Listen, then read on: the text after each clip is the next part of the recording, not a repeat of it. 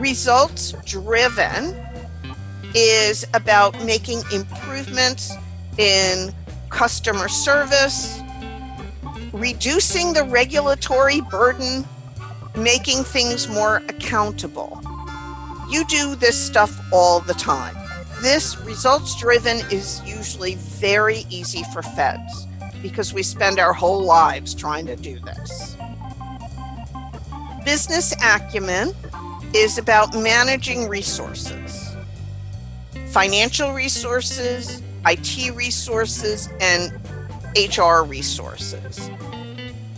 What the QRBs are really looking for here is budget and your ability to make cost-benefit decisions, to make trade-offs. And this is really hard if you've never done a budget before or don't have any financial responsibility. I have seen on occasion contract management work, but not consistently. They're looking at this from a very traditional way. And then building coalitions is about negotiating through differences. This is not about getting your people to do their jobs. Okay, that's leading people. This is about negotiating with people from outside of your agency, if at all possible, which for most of you is. So what are their interests and perspectives? What are AMS's? How did you negotiate through those differences to achieve your mission? So this is very heavily about negotiations, not just being nice. And please do not write that you held meetings. Just holding meetings is not executive. GS7s hold meetings, right? So you really need to think about all of this from an executive perspective. You have to make it sound much more than tactical.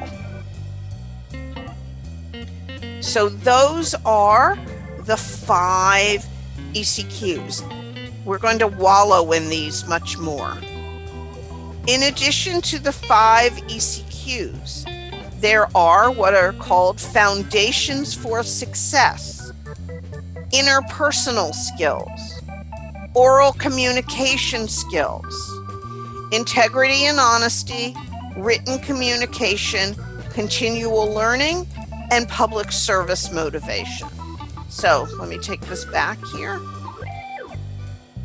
We do not need separate essays for these, but they do need to be addressed or alluded to through your resume and definitely in your ECQs. Not separately, but as part of your overall storytelling, as part of your overall achievements. And these things have definitions. The reason I want you to put presentations in your resume is because, or trainings or whatever, because oral communications is a foundation for success. The reason I want you to mention publications if you have them is because it's a foundation for success. The reason I want you to mention some leadership development is because it's a foundation for success.